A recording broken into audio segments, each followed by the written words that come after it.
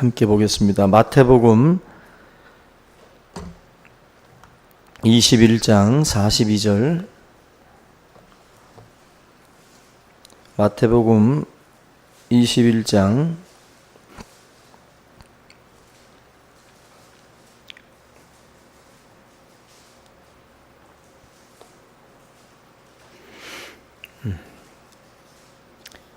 21장 42절부터 46절 같이 한 목소리로 봉독하겠습니다. 시작. 예수께서 이르시되 너희가 성경에 건축자들이 버린 돌이 모퉁이의 머릿돌이 되었나니 이것은 주로 말미암아 된 것이요 우리 눈에 기이하도다 함을 읽어본 일이 없느냐. 그러므로 내가 너희에게 이르노니 하나님의 나라를 너희는 빼앗기고 그 나라에 열매 맺는 백성이 받으리라.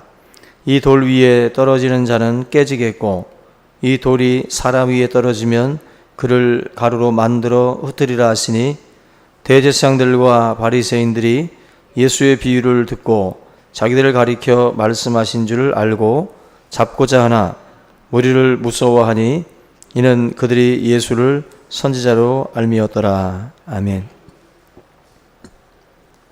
할렐루야. 예, 우리 옆에 계신 주 안에서 사랑합니다. 예, 오늘은 마태복음 21장 사실 33절 그 포도원 농부의 비유 가운데 이제 나오는 말씀인데 42절부터 46절 말씀까지 같이 읽었습니다. 건축자의 버린 돌이 모퉁이의 머릿돌이 된다. 이 유명한 말씀인데요. 예수님의 이 비유의 말씀, 예수님께서 하셨던 그 말, 성경에 보면 이제 또 빨갛게 빨간 글씨로 또 성경을 기록해 놓기도 했는데, 사람들이 그 예수님이라고 하면 이제 우리가 믿는 구주이기 때문에 예수님에 대해서 미화시키려고 하는 그런 그 마음들이 있습니다. 되도록이면 좀 이쁘게, 되도록이면 멋지게 예수님이 보여줬으면 하는 마음들이 있죠. 그런데 성경을 보시면 예수님은 그 보잘것없는 모습으로 소개가 됩니다. 어떤 그런 휘황찬란한 모습이 아니라 굉장히 보잘것없는. 그래서 이사야 52장 14절 보시면 전에는 그의 모양이 타인보다 상했고 그의 모습이 사람들보다 상하였으므로 많은 사람이 그에 대하여 놀라거니와. 예수님에 대해서 표현을 할 때 성경은 굉장히 흠모할 만한 모습이 아니라 상한 모습으로 예수님을 그리고 있습니다. 그래서 예수님에 대해서 화려함을 생각했던 사람들, 또 1등을 꿈꾸고 성공을 그리워하는 그러한 그 사람들은 이 예수님의 모습을 보고 사실은 실망을 하게 되고 놀라게 됩니다. 예수님을 세상 임금으로 삼으려고 했던 사람들이 있죠. 예수님이 기적을 행하고 능력을 행하니까 당신이 우리의 임금이 되면 우리는 등 따숩고 배부르겠다 싶으니까 예수님을 임금 삼으려고 했습니다. 근데 예수님의 그 십자가에서의 그 모습을 보면서 모든 사람들이 다 떠나갔어요. 자기들이 기대했던 예수님의 모습이 아니라 자기들의 기대와는 정반대의 그 모습. 사실 예수님은 이 땅에 심판주로 오신 게 아니라 고난의 종으로 오셨거든요. 첫 초림 예수는 고난의 종으로 이 땅에 오셨기 때문에 자기들이 기대했던 메시아 상이 아니에요. 전혀 다른 모습으로 예수님께서 오셨다는 겁니다. 어떤 권력을 휘두르려고 오신 분도 아니고 오히려 자기의 죽음을 예약을 하고 사서 고생하러 오신 분입니다. 어찌 보면 정말 사서 고생하신 분이에요. 모든 사람들은 그러한 자리를 피하지만 예수님이 그 자리로 내려오신 것입니다. 그래서 희생을 자처했고 종으로 섬기기 위해서 오셨다. 사실은 십자가 희생 제물로 드리는 것에 대해서도 꺼리끼지 않았다는 것입니다. 세상은 쓸모 없어지면 가차 없이 버립니다. 기업에서도 직장 종업원들 중에도 효용 가치가 떨어지게 되면 버리는 거죠. 토사구팽이라고 사냥감으로 사용하던 개도 나중에 잡아먹는 거예요. 한마디로 효용 가치가 떨어지게 되면 그 가치 없는 것을 데리고 있는 것 자체가 비용 발생이 되니까 그걸 없애버리게 되죠. 없애버리게 됩니다. 뭐 이렇게 여러 뭐랄까요, 뭐 애완견 이렇게 키우다가도 어떤 뭐랄까요, 자기 자신의 직장이나 여러 가지 어려움이 생기게 되면 그걸 또 이제 내다 버리는 사람들도 있고, 효용 가치가 없어지면 뭐 개가 아니면 뭐 제대로 짖질 못한다든지 아니면 다리가 부러졌다든지 여러 가지 핸디캡이 있으면 그걸 이제 같이 곁에 두는 것이 아니라 쓸모 없어졌기 때문에 그냥 내다 버리는 겁니다. 우리가 쓰는 뭐 물건들도 쓸모 없어지면 그냥 그걸 창고에다가 그냥 놔두질 않고 그냥 갖다 버리는 겁니다. 창고에 두는 것은 그래도 나중에 뭐 기회가 되면 꺼내 쓰려고 놓지만 완전히 그 효용 가치가 떨어진 것들에 대해서는 다 갖다 버린다는 겁니다. 세상에 어떻게 저럴 수 있을까? 심지어는 이제 부모도 버리죠. 부모조차도 제대로 뭔가 효용 가치가 떨어졌다. 부모가 나에게 돈 주고 뭘 공급해 줄 때는 같이 살다가도 뭔가 이제 효용 가치가 떨어지게 되면 가치 있는 것이 부담스러워지는 거죠. 세상이 어떻게 그럴 수 있냐 하지만은 그게 현실이에요. 그게 현실. 그만큼 이 가치라고 하는 것에 따라서 효용 가치에 따라서 어떻게 보면 이제 생사가 걸려 있죠.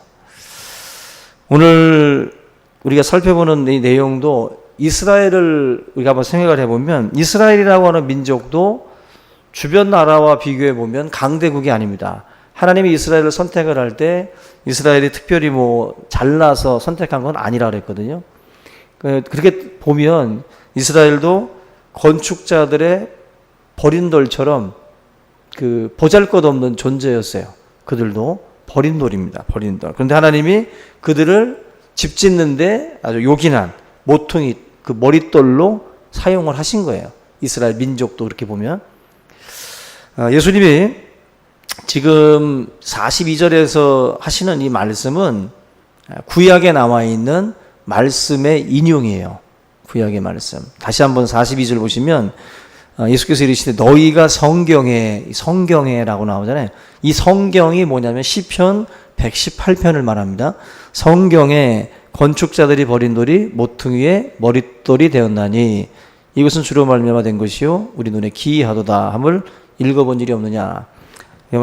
성경 한번 잠깐 찾아볼게요. 시편 118편 한번 보겠습니다. 성경책 절반 뚝 자르면 시편 나와요. 118편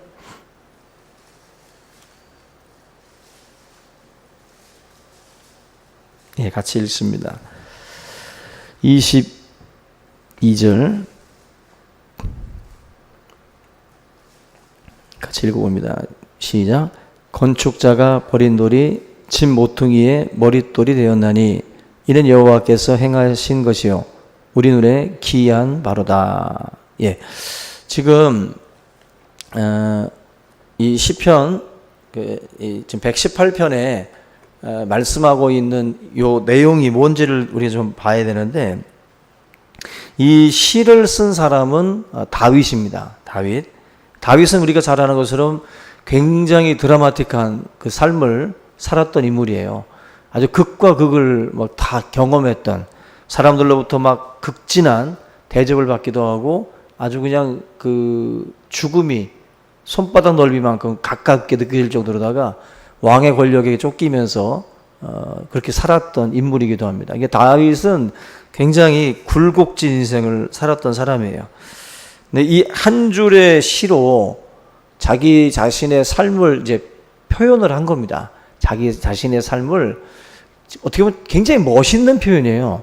자기 인생이 건축자들의 버린 돌과 같았는데 하나님께서 모퉁이의 머릿돌이 되게 했다. 그죠? 멋있잖아요, 표현이. 버린 돌. 건축자들이 쓸모없다고 버려놨는데 근데 그걸 모퉁이의 머릿돌이 되게 했다.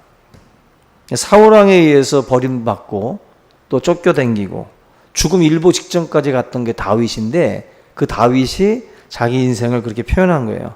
결국 지금 118편 이 말씀 23절에 보면은 이는 누가 행한 거예요?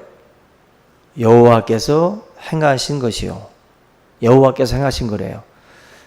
건축자의 버린 돌이 모퉁이의 머릿돌이 되게 한 것은 하나님이 하신 거예요. 하나님. 아멘. 하나님이 하신 거라는 거예요. 도대체 그 건축자가 버린 돌이 모퉁이의 머릿돌이 될 수가 없는데 이 놀라운 일들, 정말 건축자가 딱 봐가지고 이건 필요 없어라고, 이건 쓸모가 없어라고 버렸는데 그렇게 쓸모없다고 버린 것들이 모퉁이의 머릿돌이 된다는 것은 있을 수 없는 일이죠. 근데 그런 기이한 일, 이게 지금 기이하다 그랬어요. 이게 정말로 우리 눈에 기이한 바다라는 거예요. 기이하다. 어떻게 이런 일이 일어날 수 있을까라고 할 정도로다가 기이한 일인데 그 기이한 일이 바로 여호와 하나님으로부터 말미암았다라는 거예요.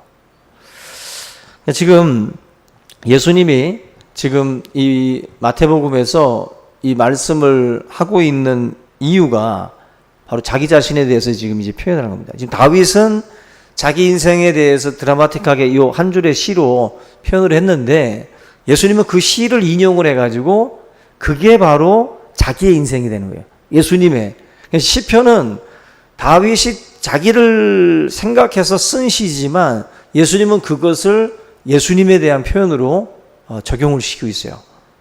다윗은 자기를 바라봤지만 하나님은 구속의 역사 속에서 다윗의 그 고백 속에 어떤 구속의 역사들을 다 담아 놓으신 거예요. 그래서 지금 이 말씀을 예수님이 인용을 하면서 자신의 처지를 표현을 하신 겁니다. 주님은 철저하게 버림받거든요. 철저하게.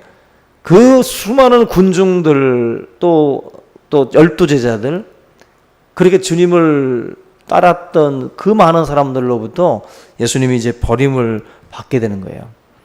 그 이 세상에 오셨을 때 그 모든 백성들이 그를 거부하는 그 내용 바로 요한복음 1장에 표현이 되어 있는데 요한복음 1장 9절 말씀 보면은 참빛 곧 세상에 와서 각 사람에게 비추는 빛이 있었나니 그가 세상에 계셨으며 세상은 그로 말미암아 지은 바 되었을 때 세상이 그를 알지 못하였고 자기 땅에 오매 자기 백성이 영접하지 아니하였으나 바로 이 요한복음 1장 이 말씀도 바로 지금 시편 118편 이 말씀에 대한 같은 표현이에요. 다 버렸다는 거예요. 예수님은 오셨는데 사람들은 쓸모없는 돌처럼 예수님을 여긴 거예요. 아무도 예수님을 받아들이지 않았습니다. 귀하게 보지 않았다는 거예요. 그냥 버린 돌처럼 예수님을 생각을 했다는 것입니다. 사실 메시아라고 하는 증거가 없어서가 아니라 예수님은 사실 수많은 기적을 베풀었거든요. 많은 기적과 이적들을 그 많은 군중들 앞에서 또 제자들 앞에서 베풀어 주셨는데 백성들뿐만 아니라 이 지도자들이 예수님을 버렸습니다. 이 돌을 고르는 안목을 가진 사람들이 바로 이제 건축자들이잖아요. 건축자들은 사실 어떻게 보면 율법의 전문가들이라고 보시면 돼요. 하나님의 율법을 전공했던 수많은 그 전공자들, 율법사라든지 제사장이라든지 이러한 바리새인들 이런 사람들은 예수님을 어떻게 여겼어요? 귀한 머릿돌로 여기지 않았습니다. 그죠? 그렇게 여기지 않고 예수님을 그냥 버렸거든요.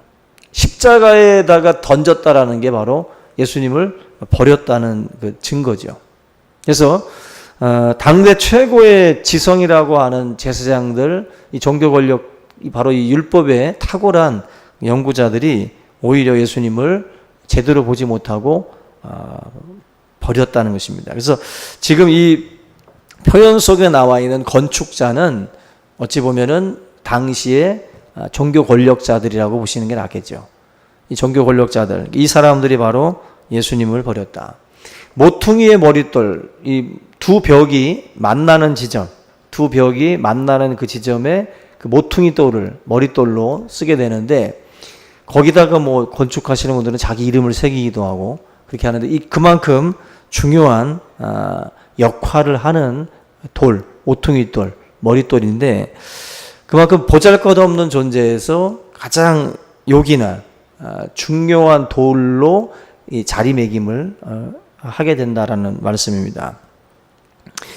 예수님께서 결국 그 버린 돌이었는데 그러한 자리까지 가게 된 것이 죽음과 그리고 부활이라고 하는 이 두 가지의 사건을 통해서 결국 그 자리로 결국 올라가게 되는 거거든요.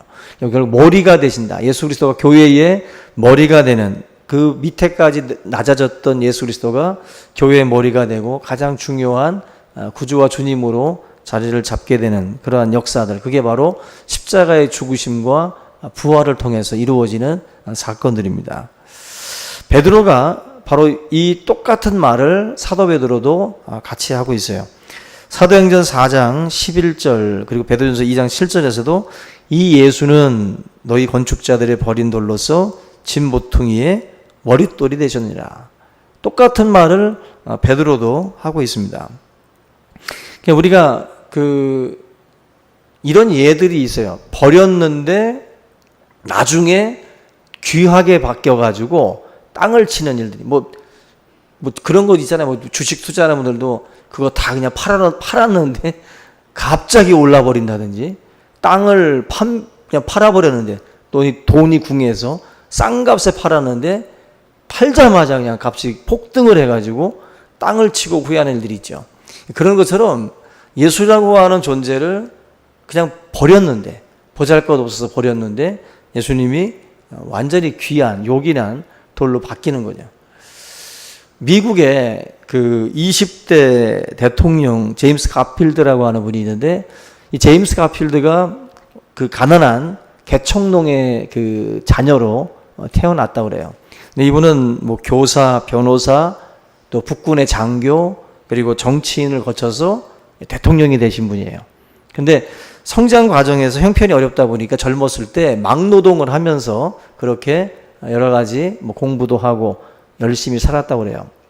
근데 이분이 1850년에 오하이오에 살던 그 워디 테일러라고 하는 분의 그 집에서 이 인부로서 고용이 돼가지고 일을 하면서 헛간에서 지냈다고 합니다. 헛간 생활을 하면서 열심히 일하던 이 짐이 그 테일러라고 하는 그 주인의 딸하고 눈이 맞아가지고 서로 사귀게 됐어요. 근데 그 주인인 테일러 입장에서는 저 막노동꾼 짐하고 자기 귀한 딸이 사귀는 게 탐탁지 않겠죠. 그래서 그 결혼을, 그 사귀는 걸 반대해가지고 헤어지라고 했는데도 불구하고 이 짐이 계속해서 그 딸과 결혼을 시켜달라고 요구를 했어요. 그때 이 아버지 테일러가 결국 이 짐을 집에서 내쫓아버립니다. 그래서 다시는 자기 딸과 교제하지 않도록 그렇게 쫓아버려요. 그리고 이제 수십 년이 흘렀어요. 수십 년이 흐른 뒤에 그 헛간을 이제 수리하기 위해서 싹 뒤집어 엎는데 거기에서 발견된 이름이 있습니다. 제임스 가필드라고 하는 이름이 그 헛간에 새겨져 있는 거예요. 가만히 생각을 해보니까 예전에 자기 딸과 사귀었던 그 남자아이가 지금 대통령이라고 하는 것을 그걸 보면서 이제 깨달은 거예요. 처음엔 매치가 안 됐는데 그 이름을 보는 순간, 그 당시에 그 막노동꾼 짐이 바로 제임스 가필드구나 하는 것을 뒤늦게 깨달은 거예요. 땅을 치며 후회를 해도 소용이 없는 거죠. 처음부터 그 사람이 대통령이 될 줄은 몰랐던 거예요. 어찌 보면 우리 인생도 그렇습니다. 지금 우리들이 볼 때 보잘것없다고 생각하는 분들이 있어요. 보잘것없다고. 근데 인생을 하나님, 지금 아까 그 시편 118편에서 말씀하는 것처럼 건축자가 버린 돌이 집 모퉁이의 머릿돌이 된다. 이게 예수님에 대한 예언이기도 하지만 그 뒷구절, 이는 여호와께서 행하신 것이다. 이 말씀을 놓고 보면 우리 인생에게도 똑같이 적용이 될 수 있어요. 우리 인생에게도. 예수님도 이렇게 버린 돌의 자리에서 머릿돌이 된 것처럼 우리의 인생도 사람들이 볼 때는 보잘것없고 쓸모없어 보이는 존재도 머릿돌처럼 요긴해질 수 있어요. 어떻게? 23절 말씀, 여호와께서 행하시면, 그죠? 여호와께서 하고자 하시면 한 인생을 들어서 놀랍게 사용하실 수 있죠. 다윗이 그렇죠. 그 목동으로 형들 밑에서 찌질이처럼 보이는, 형들이 볼 때도 사무엘이 와가지고 기름 붓는다고 할 때 쫙 서 있는데도 그 아버지도 하나 있긴 있는데 그놈은 뭐 볼 것도 없다고 할 정도로다가 그렇게 무시당하고 살았던 게 다윗이에요. 다른 형제들은 다 사무엘 앞에서 지나가고 있는데, 심사받고 있는데 다윗은 거들떠도 보지 않습니다. 아버지조차도 뭐 볼 것 없다는 거죠. 사무엘은 그 아들을 데리고 오라는 거예요. 결국 하나님께서 사용하고자 하시면 버린 돌, 숨겨진 돌들도 다 하나님이 드러냅니다. 드러내셔요. 그래서 사실 우리가 이런 걸 보게 되면 버림받았다, 숨겨졌다, 사람들이 나를 몰라본다, 그런 거에 우리가 너무 마음을 상처받을 필요가 없어요. 왜? 하나님이 행하시면 드러나요. 하나님이 행하시면. 우리 스스로가 드러내는 게 아니라 하나님이 행하고자 하시면 드러나는 겁니다. 드러나는 거예요. 결국 시편 기자가 말씀했던 이 내용이 예수님에게 적용이 돼서 예수님이 처참하게 십자가에서 죽을 때 그 누구도 예수님의 영광을 바라보는 사람은 없었어요. 그 모습, 그 십자가, 여러분 얼마나 수치스럽겠어요. 십자가에서 다 벌거벗겨져 가지고 피 흘리면서 죽어가는 모습은요, 육체적인 고통하고 그 다음에 아주 모욕이에요. 모욕. 여러분들 이 체벌을 해도 예전에 그 사람들은 그 뭐 노예나든지 이런 그 적군들에게 엉덩이를 이렇게 오려가지고 엉덩이 그 똥구멍이죠. 그런 엉덩이가 다 보이게 만들었어요. 얼마나 여러분들 뭐 하다가 우리 바지가 갑자기 팍 터지면은 얼마나 창피해. 예전에 우리 보드리하고 탁구를 치다가 얘가 양복을 입었었는데 탁구를 막 치다가 공을 딱 주우려고 누웠는데 양복이 갑자기 뭐가 펑 하는 소리가 나더라고. 양복이 찢어진 거야. 어떻게 됐겠어요? 결국 게임 끝이죠. 너가 이겼다 하고 결국 그거 가리고 바지 갈아입으러 올라간 적이 있는데 굉장히 수치스러운 거예요. 근데 이 적군들은 엉덩이를 싹 오려가지고 다 보이게 만드는 거예요. 다. 수치스러운 거죠. 예수님이 십자가에 달리셨을 때 뭐 이런 뭐 옷 같은 것들을 걸쳤다라고 생각하시면 안 돼요. 정말로 수치스럽게 죽은 거예요. 사람을 때릴 때에도 요 뺨은 때려서는 안 될 자리입니다. 여기는 육체적인 고통을 주는 자리가 아니라 정신적인 모욕을 주는 자리예요. 그래서 맞아도요, 배를 맞든지 아니면 뭐 엉덩이를 맞든지 다른 쪽을 맞아도 괜찮은데 이 뺨따구를 맞으면은 사람이 기분이 굉장히 모욕적인. 선생님들이 체벌을 할 때 몽둥이로 차라리 세게 때리는 게 낫지, 아이들 갑자기 이러잖아요. 시계 탁 풀으면서, 옛날 선생님들 시계 풀으면서 교탁에 딱 올리려고 해서 애들을 그냥 뺨을 그냥 때리는 선생님들이 있어요. 그거는 가장 어떻게 보면 모욕적이고 정신적으로 충격을 주는 거거든요. 예수님이 십자가에서 죽으실 때 그 얼마나 수치스럽고 뺨에 그 손찌검을 당했고 침뱉음을 당했고, 그죠? 조롱을 당했어요. 굉장히 수치스러운 죽음입니다. 수치스러운 죽음. 그러한 모습을 이렇게 지켜볼 때 과연 누가 그 영광된 그 모습, 그 메시아의 그림을 그걸 보면서 상상하는 사람이 누가 있겠어요? 다 끝났구나. 이제 다 끝났구나라고 생각을 하지 어느 사람이 그 장면에서 영광을 생각하겠어요? 예수님께서 그 수모를 겪었지만 하나님께서 그를 사망에서 끌어올리시고 부활의 영광을 통해서 모든 무릎을 예수의 발 앞에 꿇게 만들죠. 바로 하나님이 그를 모퉁이에, 예수님께서 저와 여러분들도 사실은 쓸모없는 버려진 존재와 같은 죄와 허물로 죽었던 우리를 살리셨어요.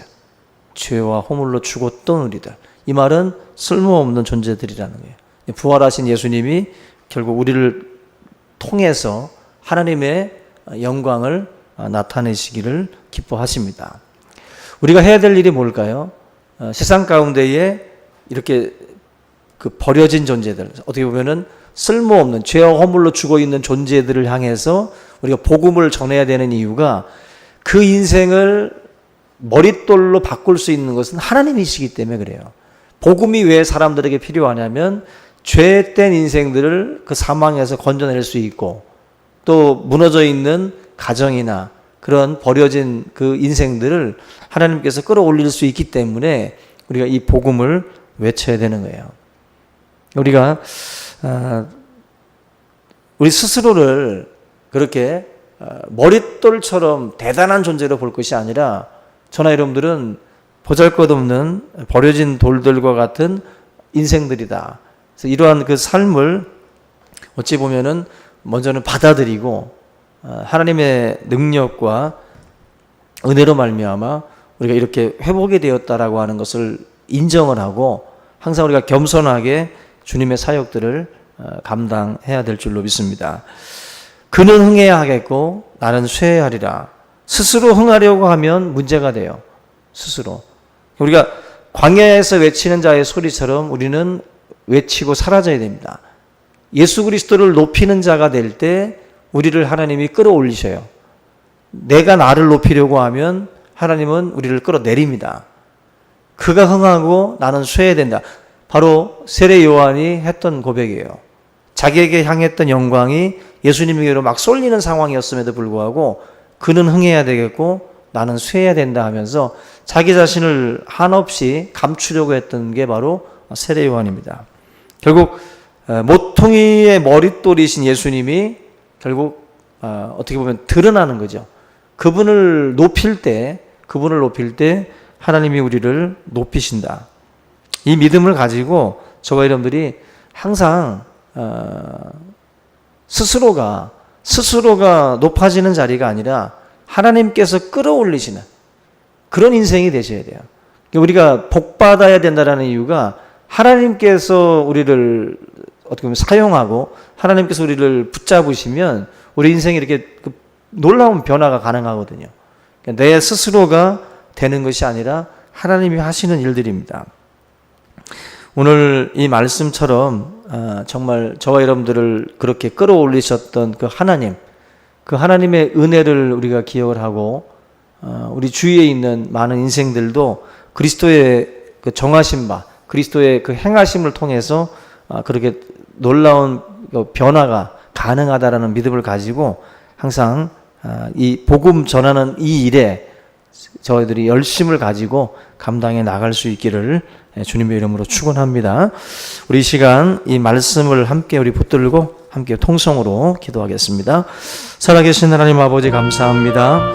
아버지 하나님, 우리가 삶에 참으로 많은 어려움들이 있고 또 많은 아픔들이 있지만 주님, 이 건축자들의 버린 돌을 모퉁이의 머릿돌이 되게 하시는